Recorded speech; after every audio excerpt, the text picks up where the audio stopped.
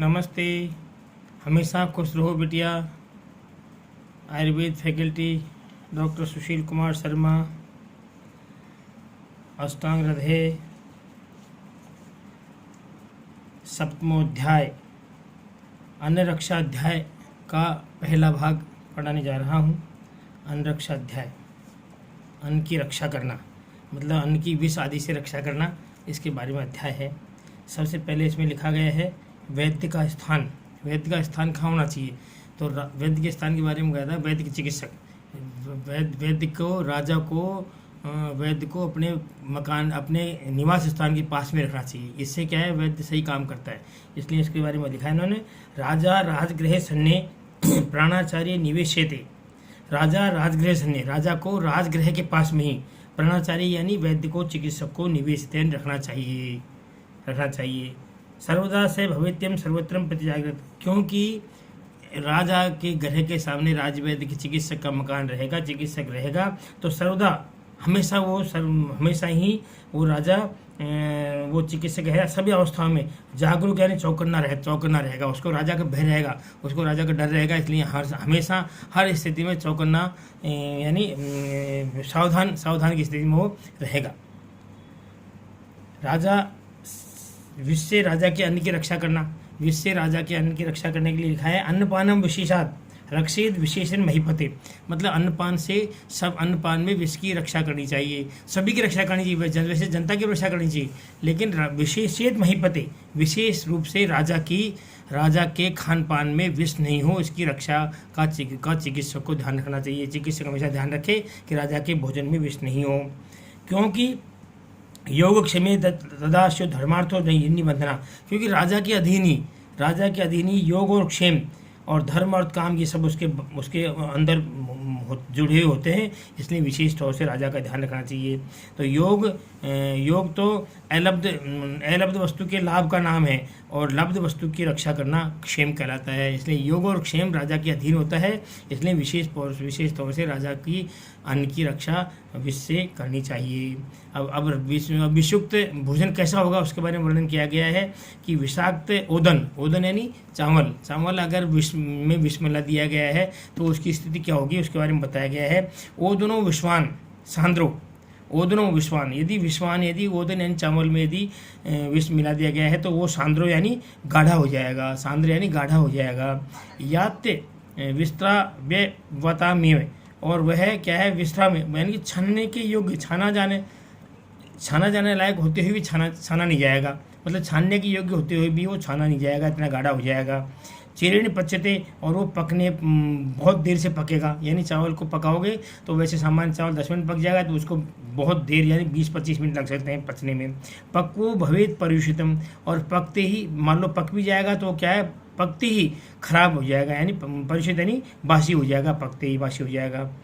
मयूर कंठ तुल्य उष्मा, और पकने के बाद में उसमें जो उष्मा निकलेगी, भाप निकलेगी चावल में, वो मयूर कंठ के समान, मयूर का कंठ जैसे होता है ना, उस प्रकार मयूर के कंठ के समान उसमें उष्मा निकलेगी, और उसके अगर सेवन कर लोगे तो क्या होगा, उस उष्मा का मोह मूर्छा प्रशेक करते, अगर वो उष्मा को अगर अपन गले के द्वारा शरीर में ग्रहण कर लेंगे तो क्या होगा, मनुष्य में उस ऐसा अन्न को खाने से क्या होगा, मोह हो जाएगा, मूर्छा हो जाएगी और मुख से लाला स्राव होने लग जाएगा। हीयते वर्ण गंधा भी, और यह भात वर्ण और गंध से हीन हो जाएगा, मतलब उस भात में न तो कोई वर्ण होगा न कोई गंध आएगी, कोई खुशबू नहीं आएगी, इस तरह हो जाएगा। और क्या होगा, गल जाएगा, क्लियंते यानी जल्दी गल जाएगा वो, मतलब चावल बिल्कुल बहुत ज़्यादा गल जाएंगे। और चंद्रिका युतम, और उसमें चंद्रिका यानी पानी, तेल के बिंदु में जैसे तेल के उसमें पानी बिंदु डालते ही पानी की जैसे चमकता है चंद्रिकाएँ, वैसे चंद्रिकाएँ चमकने लग जाएगी उसमें। अब है विषाक्त व्यंजन। विषाक्त व्यंजन है कुछ शाक आदि में अगर यदि विष डाल दिया हो तो उसकी व्यवस्था कैसे हो जाएगी उसके बारे में बताया गया इन्होंने कि व्यंजनान्य आशु शिष्यंती, व्यंजनानु आशु शिष्यंती, यानी किसी व्यंजन यानी किसी शाक सब्जी में या कोई भाजी है उसमें व्यंजन यानी उसमें विष डाल दिया गया है तो आंसू यानी शीघ्रता से वो सूख जाएंगे, शीघ्रता से वो सूख जाते हैं। शाम क्वाथ थानी तत्र च, और अगर जिस बर्तन में या पानी में उसको पकाया गया है वो पानी काला हो जाएगा, क्वाथ यानी वो पानी काला हो जाएगा। हीन अतिरिक्ता विकृता छाया दृश्यते नैवा, और उस पानी में आपको छाया, आपकी छाया जो दिखेगी हीन दिखेगी यानी कम दिखेगी, या अतिरिक्त या ज़्यादा दिखाई देगी, या विकृता या विकृत दिखाई देगी, या छाया कभी दिखाई नहीं देगी। मतलब ऐसी स्थिति जो है छाया है तो दिखाई नहीं देगी, दिखाई देगी तो हीन दिखाई देगी, या अधिक दिखाई देगी, या विकृत दिखाई देगी, इस तरह की छाया दिखाई देगी। और इसके अलावा फेन, ऊर्ध्व, राजी, सीमंत, बुदबुद, संभवम, और उसमें क्या हो जाएगा, उस पानी में उसमें झाग आ जाएगा, शाक में झाग आने लग जाएंगे, ऊपर रेखाएं होंगी, सीमांत यानी विभाग उसके अलग अलग हो जाएंगे, बुलबुले उत्पन्न होने लग जाएंगे। और इसके अलावा विच्छिन्न रसा रागा खांडवा शाक में हमिशम, और जो रायता वगैरह है, खांडव है, मांस है, ये शाक आदि फट जाएंगे और इनका रस नष्ट हो जाएगा। इनमें जो रस उनमें होता है शाकों में, वो रस नहीं होगा, वो सब नष्ट हो जाएगा। इसी प्रकार से अगर विषाक्त मांस रस और दूध दही आदि में मिला दिया जाए तो उसके क्या लक्षण होंगे उसके बारे में बताया गया है कि विषाक्त मांस में अगर विष बन गया तो क्या होगा, नीला राजी रसे, रसे यानी मांस रस, रस कहते हैं मांस रस को। मांस रस में अगर विष मिला दिया गया तो नीली राजी यानी नीली रेखाएं दिखाई दी जाएगी। ताम्रे क्षीरे, और अगर दूध में विष मिला दिया जाता तो ताम्रवर्ण की रेखाएं दिखाई दी जाएगी। दधीना दृश्यते शाव, और दही में अगर विष मिला दिया गया है तो वो दही काला दिखाई देगा। और तक्रे विषय, तक्र में मिला दिया गया है तो पीता सिता, पीत और सिता, असिता यानी काली, पीत और असित, श्वेत और काली दिखाई देगी झाइयाँ छाछ में। तक घते पानी सनिवम, और घी में अगर विष मिला दिया गया है तो पानी के समान वो दिखाई देगा। मस्तूनी शाद कपोत आभार, मस्तू दही के पानी में अगर विष मिला दिया गया है तो शाद कपोत आभा, कपोत की जैसी आभा होती है, कबूतर की जैसी आभा होती है, उस तरह की आभा दिखाई देगी।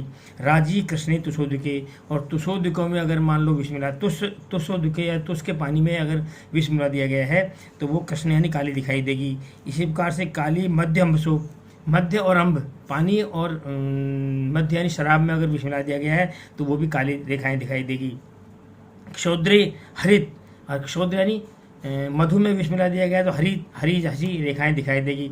तैले अरुणोपमा, और तैल में विष मिला दिया गया है तो अरुण यानी अरुण वर्ण की यानी लालिमा लिए हुए रंग की रेखाएं दिखाई देगी। इस प्रकार से पाकम फलानाम आमानाम, यदि कच्चे फलों में विष मिला दिया गया है तो जल्दी पक जाएंगे, कच्चे फलों में विष मिला दिया है तो जल्दी पक जाएंगी। पक्वानाम परिगोषनाम, और पके फलों में विष मिला दिया गया है तो सड़ जाएंगे। द्रव्य नाम आर्द्रम शुष्काणिम, और आर्द्र द्रव्य क्या है, शुष्क गीले द्रव्य में अगर विष मिला दिया गया तो वो सूख जाएंगे। और शाब्दा मृदा, और वो मलिन दिखाई देंगे यानी बिल्कुल मलिन वर्ण के दिखाई देने लग जाएंगे, इस तरह के हो जाएंगे।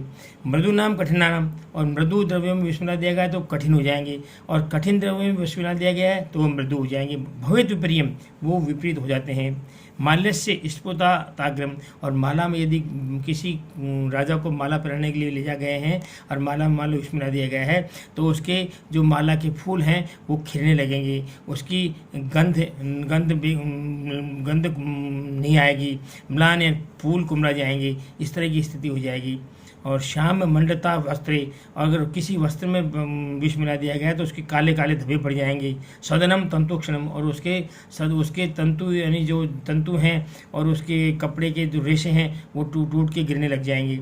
इसी प्रकार से धातु मौक्तिक काष्ठ आस्म रत्नादिशु मलानता, इसी प्रकार से किसी धातु में, मौक्तिक में, काष्ठ यानी लकड़ी में, रत्न में, और इन सब में मान लो किसी में विष मिला दिया गया है तो ये विष के कारण ये सब मैले हो जाते हैं। विष के कारण इनकी म्लानता यानी चमक जो है ना, इन सब की चमक बहुत ही हल्की पड़ जाती है, म्लान हो जाती है, इस प्रकार का बताया गया है।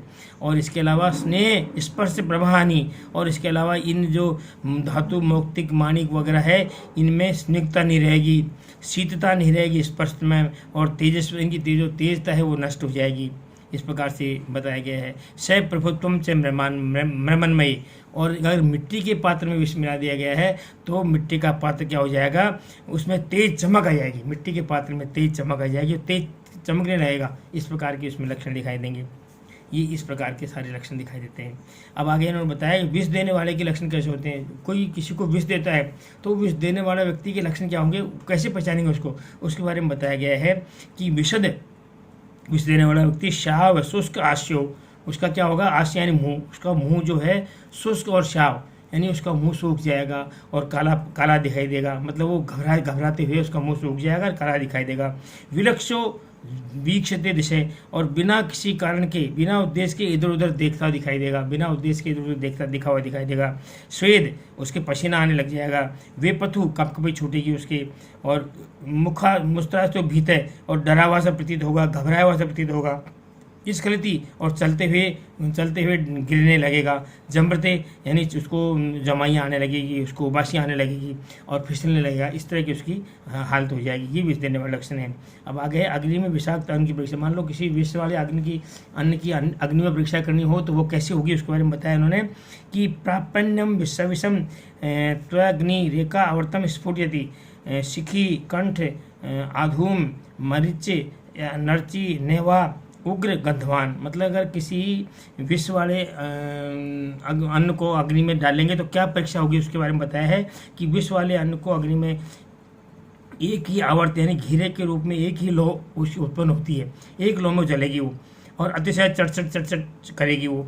धूम्र में ज्वाला मोर के कंठ के समान होती है। ऐसी ज्वाला लगेगी जैसे मोर का कंठ की ज्वाला होती है, वैसे ही उसमें ज्वाला उत्पन्न कभी होती है और कभी नहीं होती है, ऐसी स्थिति हो जाती है। और कभी तेज गंध आती है, ये स्थिति हो जाती है। इस प्रकार से आग में परीक्षा करेंगे।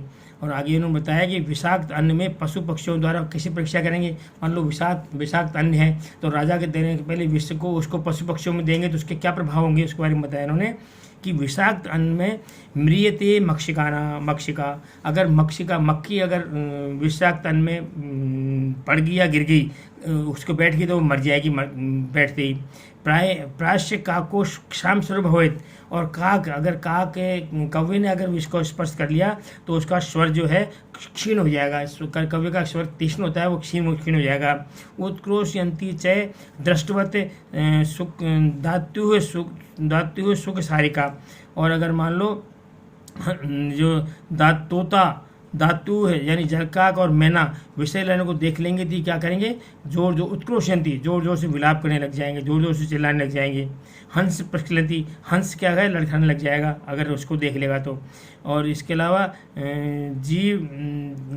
ग्लानिर जीवस्य जायते, और जीव यानी चकोर का एक भेद है, ये ग्लानि को प्राप्त हो जाएगा, देखते ही उसको हो जाएगा।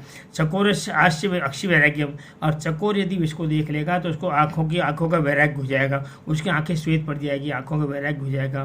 क्रौंच से शाद मनोदय, और क्रौंच पक्षी अगर इसको देख लेता है तो उसको मत्तता, वो मदमस्त हो जाएगा, उसको मदत्ता आ जाएगी। कपोत पर भ्रद चक्रवाक जहत्यून, और अगर मान लो कबूतर कोयल मुर्गा चक्रवाक ये सब इसको देख लेंगे, जब इसको ग्रहण कर लेंगे तो मर जाएंगे, ऐसी स्थिति हो जाएगी। आगे लिखा है कि उद्वेगम याति मारजार बोलते हैं बिल्ली को। बिल्ली अगर देख लेगी उसको तो उद्वेग आ जाता है बिल्ली को। और शक्रण मुंचती वानर है, और वानर मल त्याग देता है, उसको देखते ही मल को त्यागने लगता है। इसके अलावा रसेन मयूर सदा दृष्टवा मंद तेजो भवेद विषम, और मयूर अगर विषय लेने को देख लेता है तो नाचने लग जाता है, और मोर की दृष्टि से विष अगर मंद है तो तेज हो जाता है। इस प्रकार का इन्हें बताया गया है। इत्यन्यम, इस प्रकार से विष ज्ञात्वा तजेद प्रयत्न, इस प्रकार से विष की जान करके उस विष वाले अन्न को छोड़ देना चाहिए, त्याग देना चाहिए। यथा तेन विपद्यति न क्षुद्ध, और उसको ऐसी जगह नष्ट कर देना चाहिए जहाँ पर क्षुद्ध जंतु उसको नहीं खा सके। इसका मतलब उसको किसी गड्ढा खोद कर उसको गाड़ देना चाहिए। इस प्रकार से आपका ये चैप्टर पूरा हो जाता है। This session provide by digital lesson 2। I hope you are satisfied with my digital lesson. If you have any query, please mention comment box. I will resolve it. Thank you.